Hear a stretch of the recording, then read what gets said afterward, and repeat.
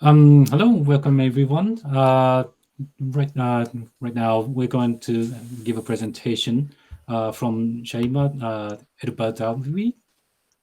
That's Elbardawil, close yeah. enough, I guess. Yeah, about her ongoing study, research on Arabic highway signs. Shaima is a assistant professor at the University of where is it? Sharjah, and she has a PhD, so she's a doctor. She has a degree on visual communication in the public environment, like road signs. So, without further ado, Shaima, give it away. Take it away. Sorry. Thanks, Tushi. You can call me Shaima. That's okay. First, I would love to thank you for having me today at ATypI 2021 all over. And I'm here today to present my research on Arabic highway signs or Arabic highway signage. Um First, I want to give you a bit of a background. Where did uh, this study or this interest came from? I have been always interested in visual communication in the built environment and the way, what are the essential visual communication requirements we need to make these environments and spaces functional. Um, this includes information graphics, wayfinding systems, and then it becomes to start thinking about highway signs and traffic control devices and traffic information systems. And this, of course, of a crucial importance because first, it's an international convention that should be installed and available in all countries and urban spaces and transportation networks. Number two, it's crucial for safety purposes as well. Um, and then I start thinking about um, how our lives and environments changed a lot, um, and how, with the rapid urbanization and people migration, our lives and the nature of our cities and urban environments changed massively. And this, of course, caused an increase in traffic. And with the increase of the traffic, we need to have to prepare our transportation infrastructures. We have to prepare our transportation networks to be more functional for various types of users, of course. And this was a critical topic and a very important part in my for in the Middle East and in the Arab states specifically, um, with the lots of migrations, travels, and of course with them different political situations happening, wars, and what which actually caused a massive shift in urbanization, regenerations, and also uh, people migrations. Now, from there, I start looking around at the urban information systems. What kind of information systems we have in our urban environments? How can we know where we are? How can we know the rules and regulations of a road? Uh, how can we know what are the hazards that are coming on our ways? Uh, what are the visual communication means that we have to deal with on our daily lives, whether we actually really look at them while we are driving or not? And from there, of course, I start thinking, okay, then we have to think about the Arabic typefaces and to what extent these typefaces used on road signage are clear enough for being displayed and read from a distance. Of course, this was another challenge, or this was a bit of a challenging question for me because all communication systems are in the Middle East and Arab states are bilingual. Mostly Arabic is the first language, of course, and English is being used as a secondary translating language for the Arabic. So I'm looking at a bit of a complicated topic. Then I started looking at how can we read Arabic? What makes Arabic text legible?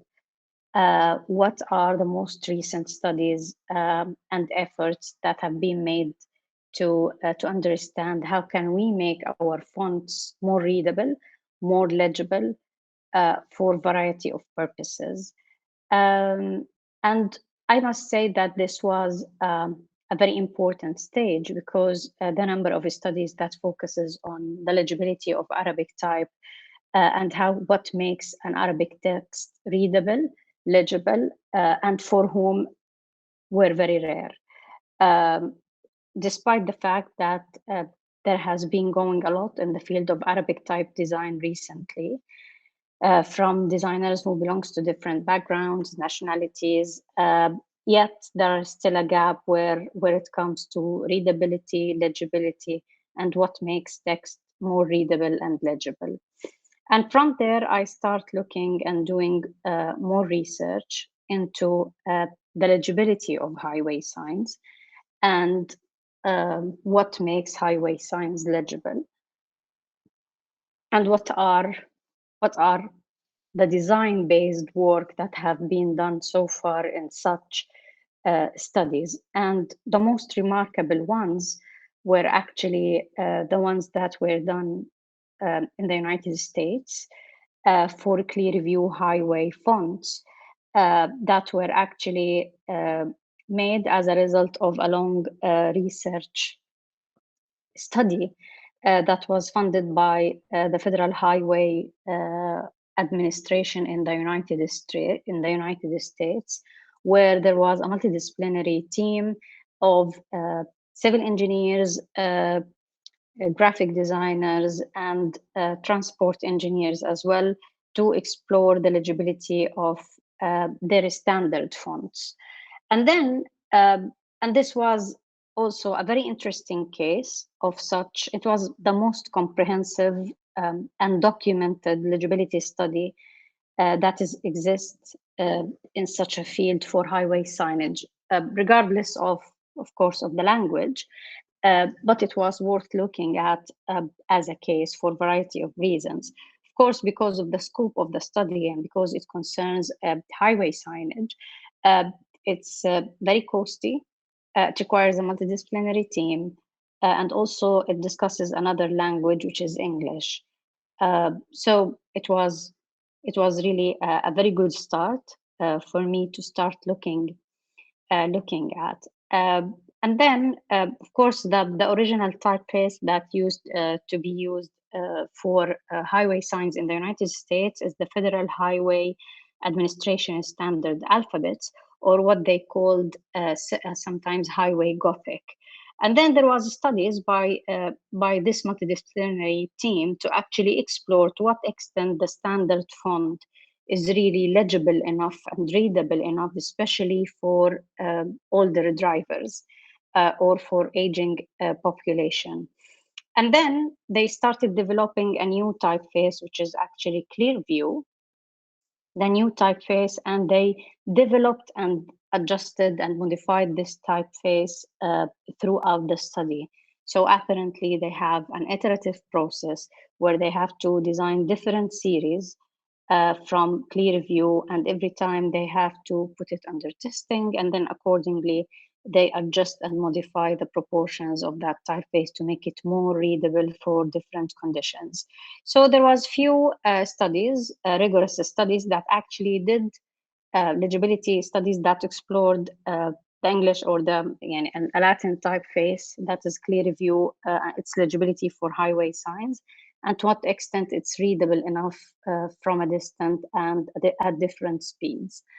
So they looked at several typographic factors, such as the mixed case design, word pattern studies. They looked at different weights for font legibility and its impact on the readability of fonts. They explored also the lighting of daytime and nighttime and the contrast and to what extent this affect the legibility of the font. And they were actually focusing on the older drivers with some some reference or some experiment for glance-based recognition, which is actually recognizing the words and being able to read it at a glance, at milliseconds of time, which is a condition that may happen while you are driving when you arrive at a certain speed. So starting from there,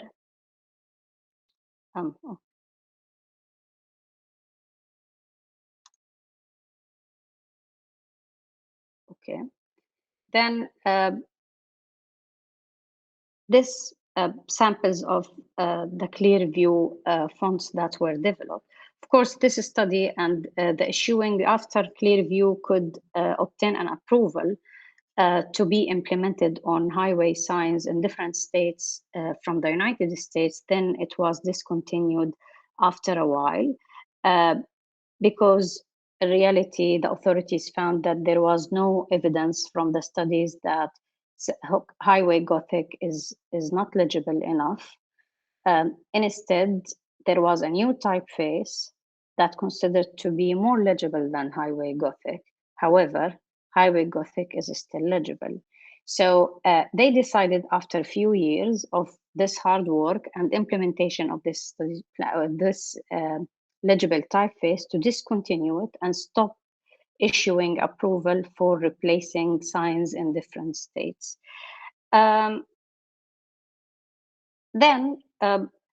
the result of this study was actually a number of typefaces or typeface with different series or versions. So they have, first of all, they created some modifications for the Federal Highway Authority standard font that's called E-modified. Then they have several modifications for the Clearview that were modified in terms of the letter height, kerning, tracking, and weight, letter contrast, etc. And these were based on the experiments and the users testing. Now, after looking at rigorous studies, as I said, this was the only study that was rigorous, well documented, was also well funded, because as I said, this is quite a complicated, quite expensive context to look at legibility within. And then the result was, although it was actually discontinued as a typeface, but the process that they went through and the font that was the outcome of this study were actually a very valuable piece for design research and design practice. Following this, I decided to look more into different languages and do some practice review and see what exactly there are out there as legible typefaces, or at least typefaces that they were designed for highway signs. And I found the very first and old one was a German sans serif typeface family that's called Accidents Grotesque, and this was originally done for commercial prints, and afterwards it became it was used for several signs and display purposes. Also, I found DIN 14055, which is a typeface that was also produced specifically for traffic administration and technical applications in Germany.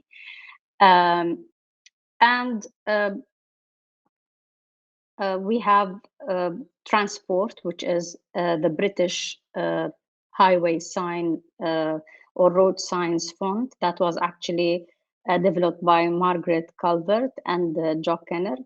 And this was part of their job when they worked back in the 60s, late 50s, early 60s, with the Department of Transport and War Boys Committee to develop a font for the British road signs. Of course, many typefaces and fonts appeared in between, such as Eurostyle, such as Protegear, that were supposed to be for display. However, I was looking specifically for those fonts that were used in several highway signage in different countries.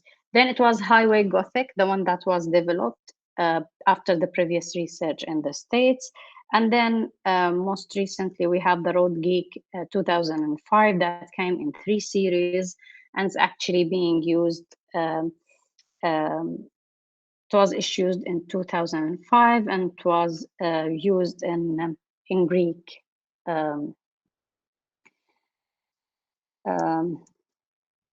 For some time.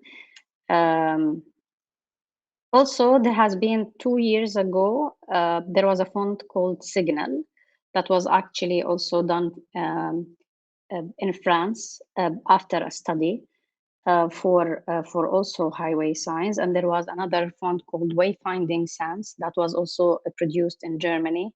And this was also has some research and testing happened before it was released.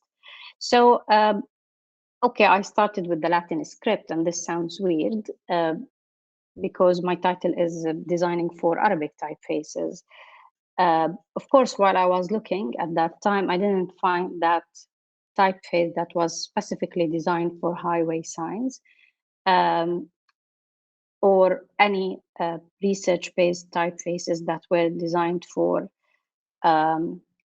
seeing and viewing from a distance. So then I went into the field and I started doing my visual survey and looking at the highway signs in different Arab countries. But I focused here in the United Arab Emirates where I live. And then, as you can see, they use Naskh style font and alongside transport typeface as an English companion to the Arabic one for the translation. You can see from these examples how the layouts are different, the sizes are different, there is inconsistencies in spacing between letters, word spacing, letter spacing, leading, layouts, interspacing of each sign. And also you can see that there is quite differences in the proportions, although they are still using the same font.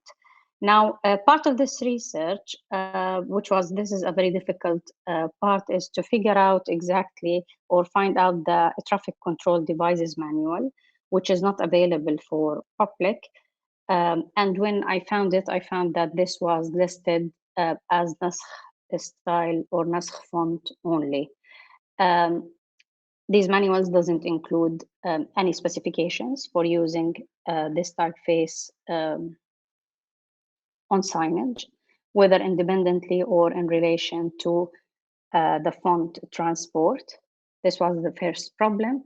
Second, this was not actually, yes, it was listed as Naskh, and it is a Naskh style font, but it's actually Boutros Advertisers font, which is actually the font that was produced in the 1977 by Boutros Fonts Corporation, which is actually for Murad Boutros and Arlid Boutros, based in London.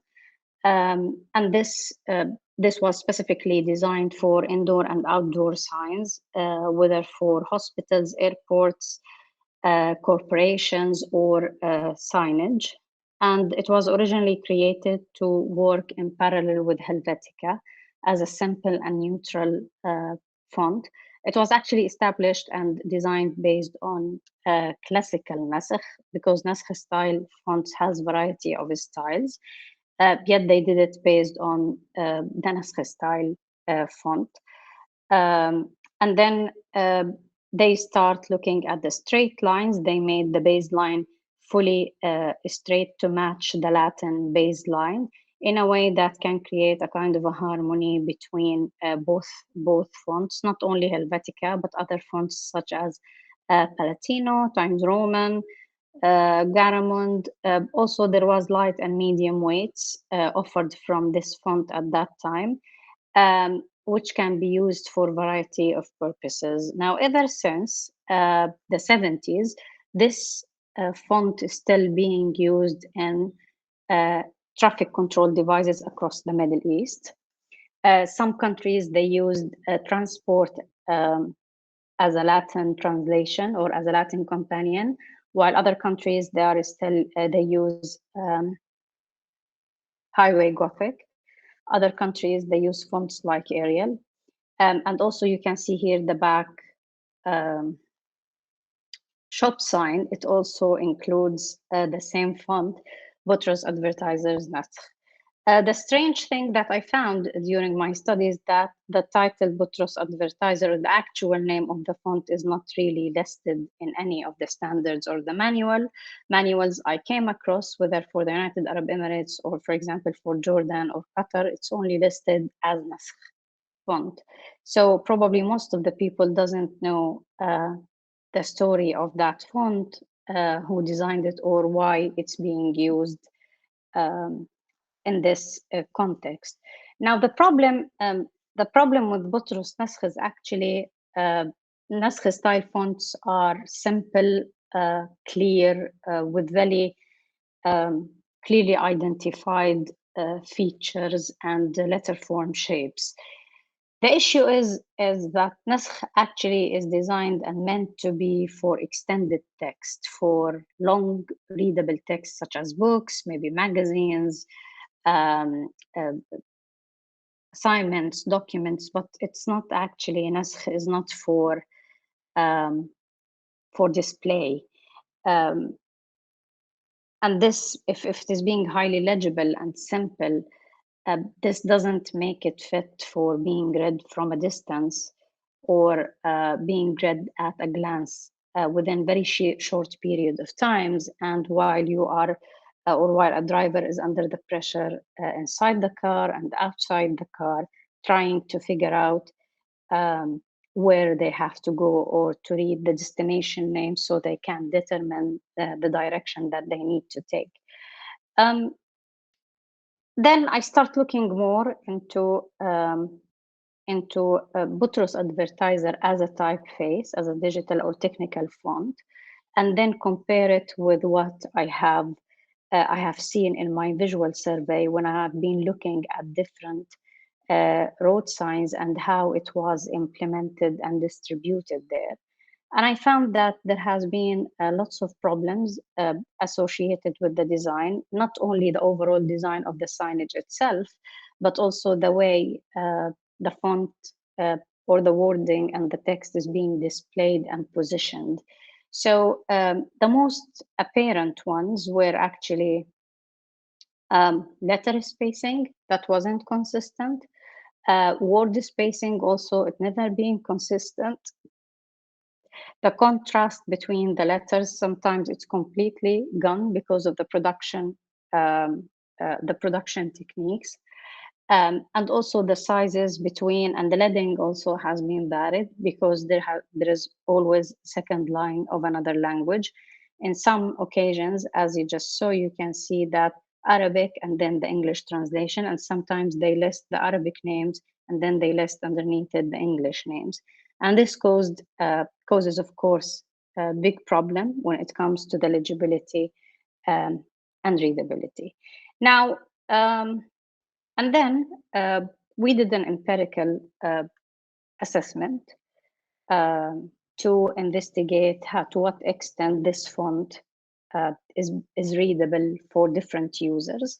I selected random sample from the public. The public age range is from 20 till 60, who are regular drivers, native Arabic speakers, with very good physical conditions and high visual acuity, whether they're wearing glasses or have been through vision operations. But I examined the legibility of this typeface in isolation of the English to see to what extent that typeface is eligible for highway signs. And then this turned out to be, it has a poor legibility for different age groups, even though the ones who are quite young, in their 30s, early 40s, and it turned out to be, it really requires it has a very high legibility distance and very high recognition time, despite the fact that all the users and all the people who were participating in that test are actually native Arabic speakers and have been living in the Middle East their entire life. And then one of the two major problems that were occurred across all of them, that there was a serious problem with their visibility of the sign and its content, and also their ability to recognize the words. So it turned out that this is a problem. So despite whether this didn't make a difference when I tried to see the difference between the familiar destinations, unfamiliar destinations, using long words or using a destination name that is constituted of two words, for example, Banafsaj Street, let's say, or asking them to go to the city center, اللي هي مركز المدينة, or asking them to go to Dubai, it didn't make any difference for participants. It's still not recognizable enough for them from a distance or at a certain time where it enabled them to take the right wayfinding decision. At the moment, I'm working on developing typeface that is still under the process of designing, because I have completed one assessment and I'm now doing another assessment for this font, so I can have some data where I can establish my design practice based on it, because it turned out that the typographic factors that may affect this legibility and readability of any naskh of Butros naskhs is actually not clear, and I have to start modifying this font to see how these factors and what are the factors that may affect its legibility, and how can we modify the design to make it more legible and more readable from a distance and at different speeds for various types of users. I wanted to present my journey today in this quite a challenging topic to be explored for a variety of reasons. Maybe the most important one is the lack of the resources and the lack of the official legislations that really control the implementation of such typefaces. Of course, the factor of bilingualism and including another language such as the Latin or the English language that is completely different than the Arabic in terms of the direction, connectivity, artistic style, the typographic factors that may influence the legibility of both of them. Also, the lack of rigorous studies that looks into the legibility of Arabic fonts and looks into the factors within each typeface that may enhance its legibility and recognizability. When it comes to viewing text from a distance, then the recognizability part factor is very important, because this is where the word superiority effect can take place. And then if you are familiar with the language and if you're familiar with the name, then reading and recognizing and reading the destination name would be much easier for you.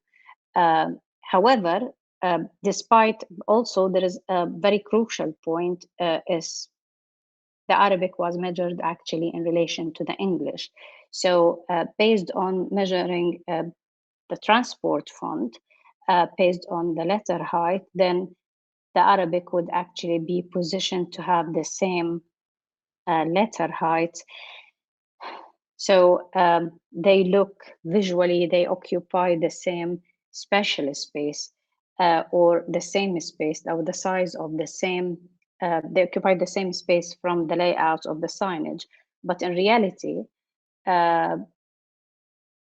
are not, this not doesn't necessarily signify or tells that this is the right size and the right positioning for the signage. As I said, the initial study showed that it significantly lacks legibility, and it has very high thresholds in terms of the distance and the timing. And the second stage currently I'm exploring different factors with the same font. It's still undergoing, and we are looking forward to see. I'm looking forward to see how these results will move on. Thank you for this opportunity, and I'm happy to answer any questions. Thank you very much, Shaima. That was very interesting. Yeah, thank you indeed. We have a first question from John Berry, which says, have you experimented with alternate Arabic typefaces for signage without the limitations of bilingual signs, like without Latin, for example? Yeah, this is the first study. We left the same signage layout and size, despite the problematic layout to some extent, and we excluded completely the English. We focused only on buttress advertisers as a font with the same weight that's currently displayed on the actual road signs and the built environment. We didn't change anything from what already exists.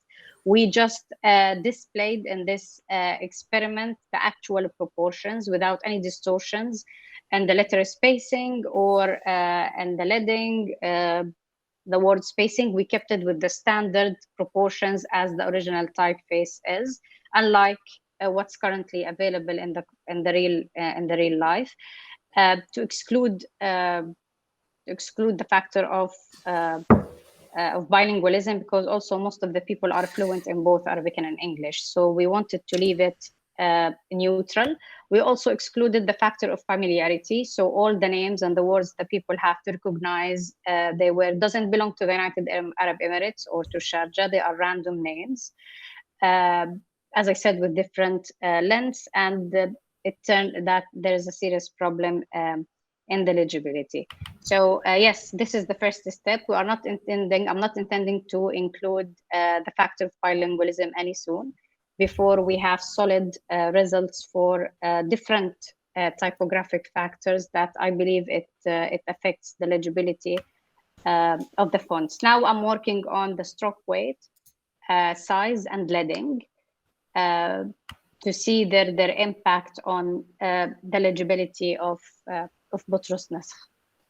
I guess the part of the question, which also what I'm interested in, is what other typefaces did you compare against? I guess when you said that this other advertisers' naskh wasn't really legible, I guess that was a result of a comparison. Like, did it work? Did it not work because it's a naskh, or because it was like it has like a sharp details or contrasted? Like, what is there any other typeface that you tested? Okay, no, I didn't compare it yet for different reasons. First of all, I believe every typeface is actually designed for a specific purpose. And if I want to compare naskh style, if I want to compare Budrus naskh, let's say, or Budrus advertiser for another typeface, then I should look for another typeface that was specifically designed for signage systems or for display. This was a very difficult decision at this stage, because I wanted first to have, as I said, solid data that tells me where can I move forward, because I couldn't find any study that actually explored such factor in such a reading condition. So my decision was, okay, I know there are lots of naskh style fonts that are available out there, and this is my next phase. I will start comparing, or I will compare Buttrus naskh with other naskh style fonts to compare and contrast between them. Now, as I said, when I spoke about Buttrus advertisers, it's unlike Naskh fonts. Naskh style fonts, they're very well known by being dynamic, organic. They have various ascenders and descenders heights. Yet the designer decided to make it with a very straight baseline to make it visually a good companion to the English one, which is not necessarily a good decision design-wise, because actually this made it, if we go back to the reading science and how the eye see the words, then actually it's about creating the overall shape for the word, which is actually what we call the word superiority effect. And then we can recognize the word, and therefore we can guess it from a distance and read it. So this part, in theory, again, because as I told you, there is a theoretical part that's being written and published there about reading science and the way we see words and read it. But it's not, and I have to apply it to Arabic. So for example, Arabic doesn't have upper and lower case. It's one form, it's connected, yet the nature of the script itself, it's dynamic with various heights. And this, in theory, also supposed to make it easily recognizable and being read easily. So as a starting point, I'm looking at the current practice, and I'm experimenting and exploring different factors to see to what extent this typeface can be legible, and from there we can start comparing it with other alternatives and developing a better design that is more legible and more readable. Well, we have a question from Steve Madison. I'll just read it out from the text. He says, the weight of the connections in Arabic would indicate to a Western eye a greater importance than other letter details like the teeth and counter sizes. Yeah. And the question comes, is there an adverse reaction by readers when the connectors are reduced and letter details are exaggerated? I think of reverse stress Latin fonts, which become harder to read when they become more extreme. And he's talking about the Boutros design. Okay. That's a very good question, because as I told you, in theory, for example, I did lots of experiments as a digital manipulation. So I start using the blurring effect at different times and changing the color and backgrounds and the contrast, and see how optically the typeface would look like.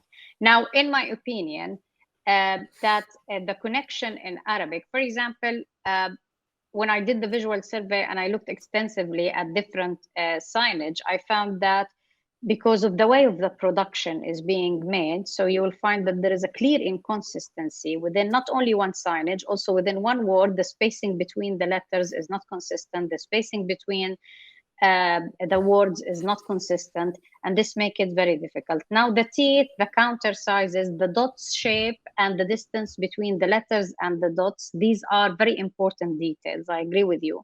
Now the thing that is to what extent the difference in the legibility threshold really made a difference. Don't forget that I'm exploring a reading condition that's actually from a distance, while I'm moving, or a person is actually moving under two types of stress, as I said, inside the car and outside the car. You never know what is the mental and the physical status of that reader, and it's completely different from reading from a book. These are very minor details, but from a distance, yes, they may cause a problem in the recognition of a word or reading it. However, the more you became closer to the signage, this is supposed to be yes, the details of the word supposed to be clearer. Now, reduced and letter details are exaggerated.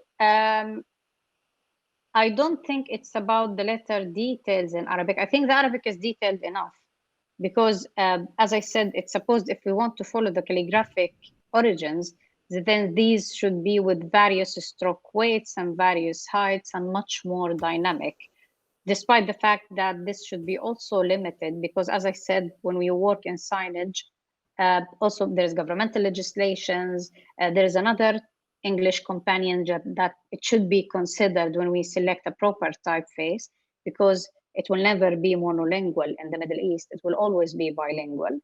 And in some places, sometimes it's trilingual. There are some places where you can, for example, have Urdu as the third language or French as the third language based on maybe the location, the property, the city, or the population that is dominant in that city. English is different. I think the fact that English is not connected and the structure of the letters is much simpler than the Arabic, I think this made it much easier when it comes to readability. Now, also this became the problem with Butros. I believe it's an old font. It was designed in 1977 and it wasn't actually updated since then. And as I said, what made it a bit difficult is it have this straight, bold baseline.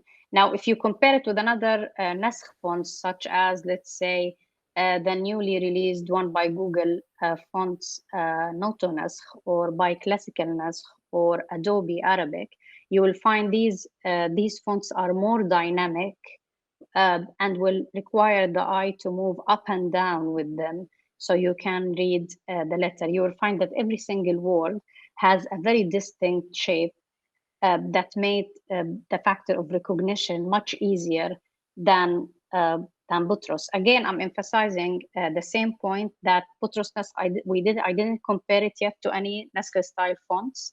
And the reason why we made this decision, because there is no a study that shows or identified the Arabic typographic factors that affect reading Arabic language. That's why we started as a base. I started as a base, and I'm exploring what's coming out in the way, a step by step. So I see where this will go, and the second study will be definitely in comparison to another one. I don't know if I answered your question, Steve, but I tried to tell you at least, or give you a reason why I moved forward in the way I chose to move in. Thank you. I have a question. You referred to using putting your subjects, involving them in a motion test. How did you organize that motion? Okay. For the users-based test, we did a 3-dimensional simulation for a road where actually you see a car that's moving in the road with an approximate speed of 80 kilometers. So it's not very fast, not very slow. And they have to see signs, a wayfinding question appear for them at the beginning. If you want, where should you go? If you want to go to the city center, of course, in Arabic. And then once they are able to recognize the name of the destination, they have to click on the direction of that destination on the signs within a period of time, within only 20 seconds. And when you say 3D, that was on a normal display, not a virtual reality or anything like that. No, no, not virtual reality. It was 3D simulation, and it was daylight, and it was actually viewed on a screen with a free sitting. The distance is fixed from that screen, but the seating condition is up to flexibility. They can make the seat higher, backwards, but they have to. But they can't move from the location. So it's a bit similar to the driving situation. You can control your seat the way you are sitting in your car, but you can't move out of the car. This is how I manage it for them. And as I said, they have only 20 seconds to make a decision of the direction. So apparently they have 20 seconds to read the destination name and figure out the direction. I see. Yeah, I don't know if you've seen that. There's a lovely photograph from the 1959 study in England where there's a group of test subjects and a sign is on top of a car running that's coming towards the viewers. Yeah. I guess this takes more budget to organize this kind of test. Yeah, and the problem, for example, maybe what makes such studies feasible for the States is that they have in some universities and transportation institutes fields where they can do the tests. But this doesn't exist anywhere closer to me. And it's a highly, I'm living in the United Arab Emirates with most updated infrastructure. It's fascinating, but it's a very busy environment, very busy transportation, which would be very risky to have such a test in a real life place. So as the best solution is to try to emulate similar condition and see how people would interact and how people will be able to read it or not. And during the test, they filled a very short survey just to see what is their opinion before they do the test about the current systems. And it turned out to be that this is a big problem for most of the users, even those who use, for example, Google Maps, GIS, because for them we still need to read the road number or the exit number or to find out the destination name. So we have to look at the signage in any way, whether we are referring to another tool to help us to find our ways.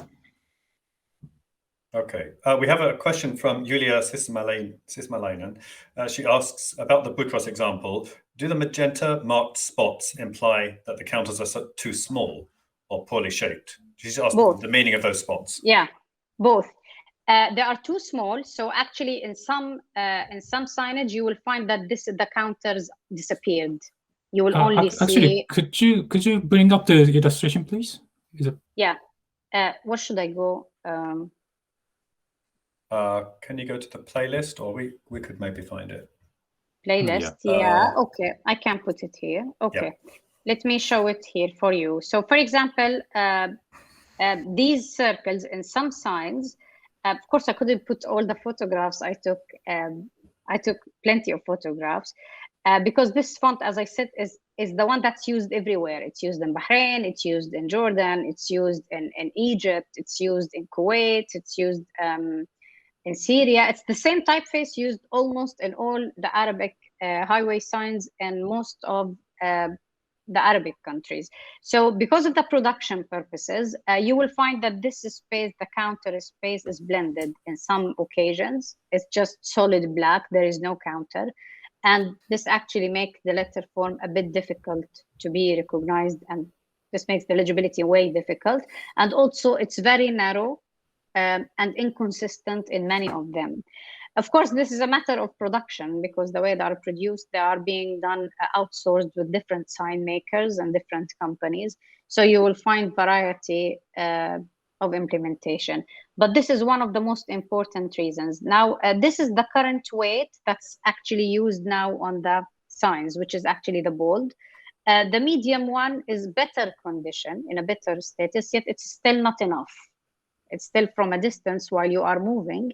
You still feel that, no, this must be wider and clearer for letters to be recognized. I don't know if you are familiar with Arabic script, but for example, this shape is for 3 letters, actually, or 4 letters based on the dot and a stick. The fa and qaf, they are the same with different dot numbers of dots. This meme can be actually misrecognized with other letters if we don't have consistent counter spaces or in terms of the space itself and the shape of these counters. Okay, thank you. We have one more question from Maria Pons, who asks, do you think that a font with a strong geometrization of shapes helps the purpose of far or fast reading and be at the same time a respectful version of NASC, original characters, or more of a Latin-centric approach? Okay.